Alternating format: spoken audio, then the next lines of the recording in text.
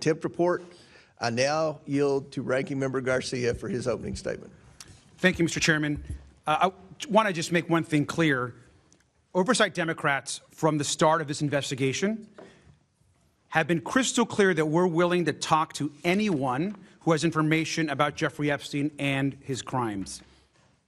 And we don't care if they're wealthy, their position, if they're Democrats or Republicans. And we agree, subpoenas issued by our committee must always be respected. No president or former president is above the law. And I think every single person on this committee agrees with that. In fact, I appreciate that you brought those posters. Mr. Comer, can I actually see that? Would you mind if I actually use that poster that you brought? The ones that you put up? The two that you put up earlier? I'll put those up in a sec. Now, this committee, from day one, and we agree, we've had questions for former President Clinton. And as you know, former President Clinton has begun answering some of those questions in a signed declaration that this committee has received recently, including last week. We know that President Clinton has offered to answer additional questions in different formats. He's also called for a full release of the files immediately, which you or no one in this committee has actually done.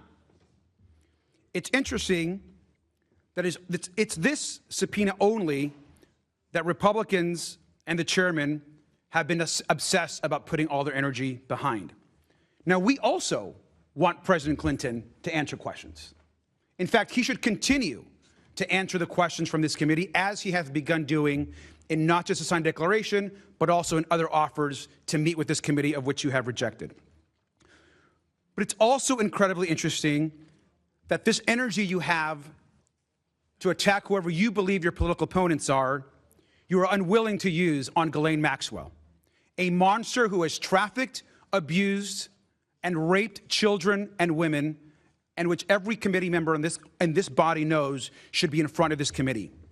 Where is the contempt charges to bring her into this committee to answer the questions? And I hope that you would agree, Mr. Comer, that that should be one of our top priorities. And let's talk about the president. Your former colleague, Marjorie Taylor Greene, on this committee reported that Trump told her that he wanted to continue his cover-up because, quote, my friends will get hurt. Donald Trump is leading a White House cover-up right now of the Epstein files. And we all know that Epstein himself said that Donald Trump was his best friend for over 10 years. And it is shameful, illegal, and unconstitutional that the Department of Justice has released 1% of the files. 1% of the files.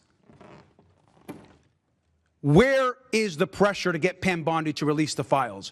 Instead, you're focused, and the committee's focused, on whoever you perceive to be your enemies, and the enemies of Donald Trump. Because let's be clear, we want to talk to President Bill Clinton. We want him to answer our questions. We also want Ghislaine Maxwell to answer our questions. We also want to understand why Pam Bondi refuses to release all the files. 1% of the files have released. Millions have been left. No publications for weeks. That is a crime. And so this White House cover-up continues every single day that the files are not released. And yet, where are those calls, Mr. Comer? You're saying they're complying. That is both a lie and shameful. It's time to end this White House cover-up. I want to yield to Ranking Member of the Subcommittee on Federal Law Enforcement, Summer Lee, who originally made the motion to subpoena Attorney General Pam Bondi. Thank you, Mr. Ranking Member. I just want us to speak plainly and lay the facts out on what's really happening in this committee. We are 1 week out